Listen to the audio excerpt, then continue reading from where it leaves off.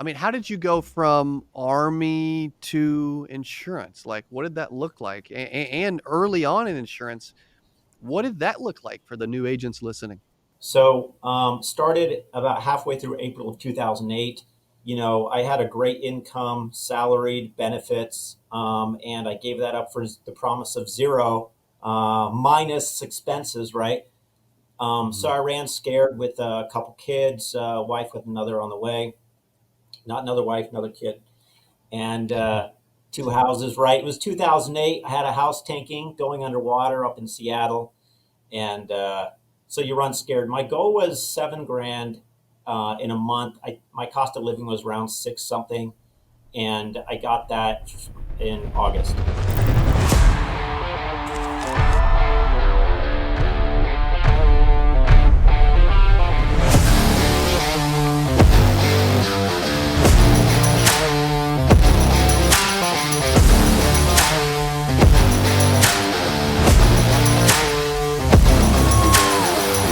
What is up? Welcome back to the CA Power Player Podcast. I'm your host, Cody Askins, and today's guest is someone that's been extremely intriguing to me because of how much they are helping agents out in really the mountain and Pacific time zones, like out west from me.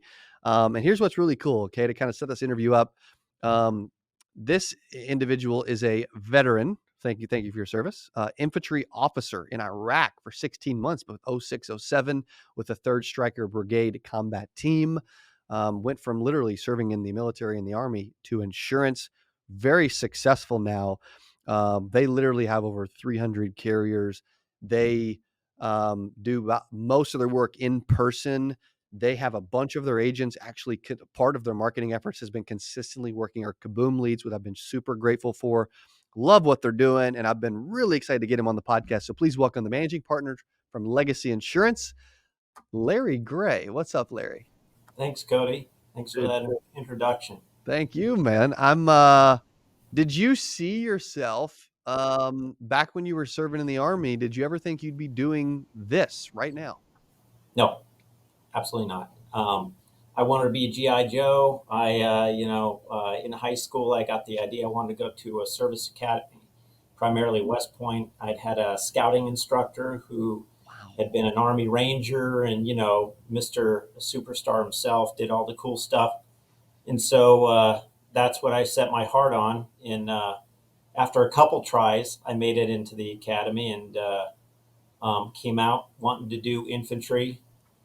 I was the first class of 2003, that got to choose their branches after 9/11. And before then, for a couple decades, armor, tanks had been the most popular branch. If you were infantry, you didn't give too much thought to your grades being real high, and that changed with our class. Um, Wow. the smartest guys in the class wanted to go look at the enemy, look them in the eye, and shoot them in the face. So did I. So I was one of those guys. Went infantry, Wow. ultimately deployed to Iraq. I wouldn't give that up for anything. Could write a book about it. A lot of fantastic experiences with very real humans. Mm, Definitely not with first world problems. And yeah, wouldn't give up that for anything. wow. Man. It's incredibly impressive. One of the I mean, one of the I it feels like one of the tougher times in our lifetime to have been in the military. Maybe one of the most rewarding times too. I don't know, but man, thank you for your service. Um, No wow. problem. Yeah. People, yeah, I don't think it was as bad as say Vietnam, World War One and Two. That was my course of study. I did engineering and military art and science in school. I don't think it was nearly as bad. But and some people go and they do one thing the whole time, or they're on the base or whatever. I was in many different positions, and always very challenging command based positions. So you get the privilege and the challenge, right, of working with the best people in the world. And I think it's the best privilege next to fatherhood is leading men in combat. That was great, but I that was a life goal. And somewhere about 9, 10 months in, I I realized that not too long afterwards, the fun would end. Not that it was all fun, but I would become an administrator. You spend a lot of time as an officer as you become a senior captain, major, and so on in staff positions. And I had developed a real interest in education and in finance.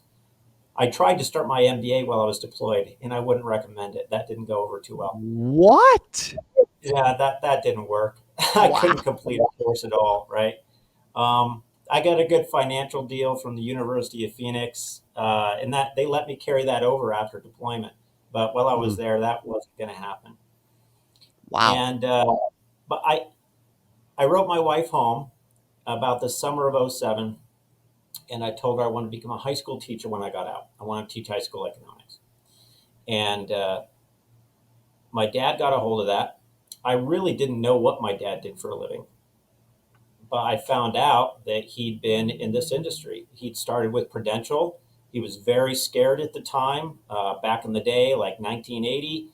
Was doing real estate. Of course, then the interest rate got hiked up to over 20% by Paul Volcker at the time, right? Gas lines, Mm, Jimmy Carter, all that kind of stuff going on.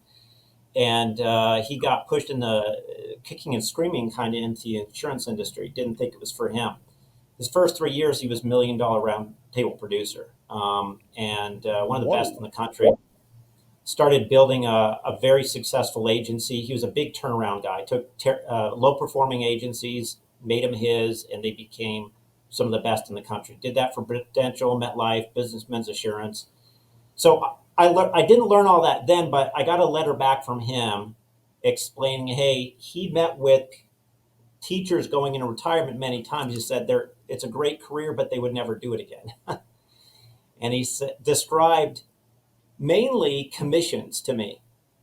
And I didn't really know as much as anybody else watching this, but what I did get was that commissions to me meant I was in control of my income, and that meant I was in control of my destiny. So I was 28, 29 at the time. So, any guy that age thinks, hey, if they just let me, I can take over the world with that, right? If I Yeah. get if I get back what I put out in effort, um, and I was certainly a high effort person. So yeah, fast forward to early 2008, I ETS from Fort Lewis, Washington, down to Salt Lake, where I didn't know anybody except him. He had recently started from scratch a very different model, a hybrid we call it, and went to work. So uh, that's that's it. I Wow. get to teach economics, but it's to real people about real stuff now, right? Yep. Same kind of thing. Yep. Several things in there, man. Like, dude, I mean, talking about, MDRT, like that's very difficult to hit. Super, super prestigious honor. Like, that's really cool to hear, right? And I didn't realize that you grew up being around it a little bit as well. I guess And I not, remember Snoopy paraphernalia around when MetLife was into that when I was a kid. Uh, yeah, yeah, yeah. but I didn't get the insurance thing. You don't explain that to kids very well, I guess. So. No, no, 100%. Yeah, yeah, yeah, 100%. I mean, how did you go from army to insurance? Like, what did that look like? And early on in insurance, what did that look like for the new agents listening? So started about halfway through April of 2008. I had a great income, salaried benefits, and I gave that up for the promise of zero minus expenses, right? So Mhm. I ran scared with a couple kids, wife with another on the way, not another wife, another kid, and two houses, right? It was 2008. I had a house tanking going underwater up in Seattle, and so you run scared. My goal was 7 grand in a month. My cost of living was around six something, and I got that in August. So I ran lots of appointments. Mm, I ran so many appointments. I really don't share with agents how many because I was convinced by a very wise associate of mine. I was intimidating them, and they didn't believe they were doing well enough. So I went a Wow. lot of appointments, and that allowed me to screw up a lot, and that allowed me to learn fast and get through the tough parts. Iteration is huge. I'm a big believer in just iterating. Um, and Yep. so that was that summer, and I got to my goal, and that was hitting the phones, a lot of T65s. Um, we had an in-house telemarketing unit that would help set appointments some. That was That's maybe a cool. third of the appointments, so that was a huge help.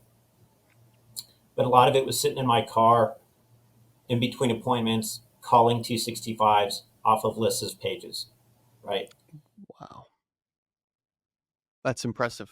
Yeah, and it's kinda like, in a way, similar to, what you're doing now, like, we could spend a bunch of time talking about, like, exactly what you'll do, product-wise and all these things, which I'm very impressed with, but I think I would rather take a little bit of a different angle because one of the questions I had for you as we've gotten to know each other the last several months is, I feel like you have um I don't know if I'd call it unique, but like, a little bit compared to some companies, a prospecting approach as far as like how you are helping agents get in front of people. And I think you'll do that as well as, anybody I know, like you are consistently helping your agents get in front of people on a weekly basis. Talk through some of that. Like, what do some of those prospecting strategies look like? Because I feel like you'll do a really good job in that area. So, believe it or not, this was some years ago. For a long time, my agents were on average bad at referrals, and that's because they could fill up their calendars better than most. But now we attack that specifically. It's silly to be bad at referrals, right? And we're wonderful at it. We teach our agents to do center of influence relationships correctly, all sorts of things. And I call us an all of the above lead generator. So whether it's leads, we do seminars, we do mailers, we do your Kaboom leads. Mhm. We do kind of all of the above, and then we take many of my own and many of my senior management's and trainers' mistakes, and we help people avoid them or correct them. Right? There's some seminars you really don't want to do. There's a style of it you don't want to do. In fact, I would argue a lot of people who think about attempting seminars, you would actually you would make a lot more money and gain a lot more clients through Kaboom leads. You would get more off to that, or even just cold calling T65s, than you would doing seminars for the same time, money, and emotional output. So we do a lot of that. I think what's more valuable is that when we do go in a home, um, we're stacked. We cover four different lines of business. We do the Medicare, we do life insurance of every shape, size, and utility you could possibly imagine, long term care, in indexed annuities, and then we're supported by a financial advisory that helps with stocks, bonds, mutual funds, and they're all fiduciaries. So we're loaded for bear, and we have 403. I think we say three. I think there's actually over 400 different insurance carriers we're plugged into. So we can always create best outcome for the client, and that means our agent gets a lot of business, and it's sticky because our agents see people in person, and so the business is very sticky, and it creates for a great long-term career where you build renewals fast. So we get a Yes. lot of appointments we have. I love that that's a focus too, because like so many agencies are just like, dude, just be as transactional as possible, sell as much as you can, just rifle through people. Like I don't feel like that's your guys' approach at all because to your point, there is amazing money in keeping clients and makes your job easier. You don't have to always be selling forever. You're building renewals. Like it's just so much, it's just a way better strategy and approach for that. Like what advice if an agent's like, hey, I'm not consistently selling every single week, and I would like to be more consistent and consistently get in front of more people every single week. How can you like if you think through that? What advice would you give to the agent that's like, hey, I'm struggling with consistently getting in front of people, but I would love to be able to do better at that. What specifically comes to mind? Um, Probably a million things, since this is a topic I spend a lot of time with agents on. But the biggest thing I see people messing up is actually how they handle their time and energy. I think you could distill it down to that. People don't like calling, people don't like prospecting, and people who tell me that they love it are usually fibbing to themselves a little bit. Not that that's bad, right? Um, Sure. get ourselves in the right mindset, self talk. But I think time blocking is huge. Mm, In all careers, people often, when they review their career, what could I improve on? Everybody says time management, but you know what? It also comes down to a real basic piece of advice: time block. You set yourself up. I do these things during these times, and that goes down to calling. Whether you're calling leads, you're calling cold T65s, which I wouldn't suggest doing a lot of that. Try and get good lead systems, whatever. But prospect during blocks, like 45 minutes. I prospect, whether it's knocking on doors or whatever. Take 15 minutes, a break, but you know it's coming, right? And then do another hour or 45 minutes, something like that. The other yeah. thing is training your friends and family. A lot of folks get in this business and their friends, family don't think they got a job because you got lots of time, you got control over your time. So they got lots of honeydews coming from all over the place. Sometimes they're used to being the hero or heroine for their family. And they've got to teach their family that they work during those hours and they have long hours. Mm, In if you want to earn what in our mind's eye a CEO makes, what a doctor makes, what a lawyer makes, and you want the cheat code because those people put in years. They put in hundreds of thousands of dollars of college education, years, and those guys work their butt off for years and years and years, not just to arrive, just to be in that career. We get to cheat. You only have to do that for 2 or 3 years, and then you basically arrive. Do you got to keep working? Yeah, but after 5 years, I got agents I can barely keep off the golf course, right? I'm trying to inspire them to another direction or whatever, but they got yeah. pretty cushy lives. Renewals are life changing. That's one thing I didn't understand when I read that letter in rack. I understood commissions, but it was about a year later before I really understood the power of renewals. Renewals Mm, are the real life changing feature of this career. so powerful. Did Yeah. you? Also, yeah, that's good. That's good feedback. Also, what about I feel like you have an interesting a take on this, which I want to hear. In person versus virtual, because I'll get some people get on the YouTube channel. They're like, you can only do virtual. It's the only thing that works. It's like that's not that's not necessarily true, right? Like I know a bunch of agents that are still crushing it face to face. What's your take on the combination and what y'all do? I have friends with other agencies and everything that have gone a lot more virtual, and I'd admire a lot of that. But I also know we have an incredibly low loss ratio. 7% would be a Mm, terrible year for us. So we have about a 4 to 5% loss ratio of policies that get dropped within their first year, and I know that's very good. And I almost feel knock on wood saying it, but I've been doing this for 17 years, and it's I think it's because we're wildly competitive. We will always have the best solution for that person. We do multiple lines of business, so we have multiple sales in the household, and we all know that if you have multiple products in the household, they're all stickier, right? And then you have a relationship when you're a seat. So if someone here, I loved going into households of people who had bought their life insurance or their Medicare over the phone because they were my client after that, because I knew I could do better. Okay, and then I knew they knew who I was. They knew where I mm, lived, or at least where I worked, right? So I was very real, and there's no competition whatsoever.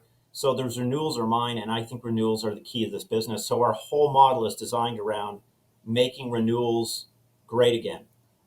yeah, yeah. Let's go. I like that. There's your new campaign, right? There you Um, go. I just came Yeah, up I with that. love There that. you go. Let's go. I would also, I mean, I feel like I need to ask you about your experience with Kaboom because you guys have supported a bunch. You got a bunch of agents working Kaboom. Like, what's that been like as we're working together on that? It's been good. You can tell when you work with lead vendors a lot about them. You're one of a very small number that it's really obvious that you guys that you've done the deal. You've knocked on doors. You've sat on couches and kitchen tables, and you've talked to consumers. You've gone through the hard stuff of prospecting, all True. sorts of different ways. You can tell, and I think that really comes across not just in your language, but your processes and attention to detail, those little things. And I think I know that marketing and coming up with leads is not easy, just like sales is not easy. And I think that Kaboom really does a good job going out there and trying to create something that's legit, price to value. Absolutely, Thanks, absolutely. buddy. So we're happy. My agents who are good at giving me feedback are speaking very highly of Kaboom leads, their experience with it. That's awesome. Some amazing feedback and good to hear. If they've, Larry, if they've enjoyed this, they're like, man, dude, I've got some questions, or I want to get better. I want to learn more. What should they do? Where should they go? How should they get in touch with you and your company? Well, you could call 801-707-2032. That's my personal cell phone number. Maybe that's Oh, unwise here, but you can call 801-707-2032. I probably wouldn't give that out as a consumer phone number, this wide audience, but agents will see what happens. As long as you don't come up as spam, when it says, then I'll answer it, or you leave a message. true. But you can also go to protect at legacyifs.com. That's protect at legacyindiafoxsam.com. That's who we are. Cool, buddy. Well, thank you for all you're doing, man. Oh, Appreciate it. I should probably mention our you can go to becauseweprotect.com, and that's our website. Perfect. That's awesome, buddy. Well, Becauseweprotect.com. appreciate all you're doing. Thanks for all the support. Congrats on all the success, and thanks for being willing to come on and share your story. Next Thank you. time we got to get you in studio, but thank you for being on the podcast. Yeah, I really love that. I love that, man. Yeah. Thank you, Larry. Appreciate it, buddy. Also, man, thank you guys for hanging with us. Go check out Larry and what Legacy Insurance is doing. Phenomenal dude. And they are crushing it at helping agents actually get paid and succeed and build renewals. And if you never tried Kaboom and you're like, hey, dude, I like the idea, you can go to kaboomleads.com, use coupon code YouTube to get 10% off of your very first order. Thanks for hanging with us, and we'll see you on the next episode of the Power Players Podcast.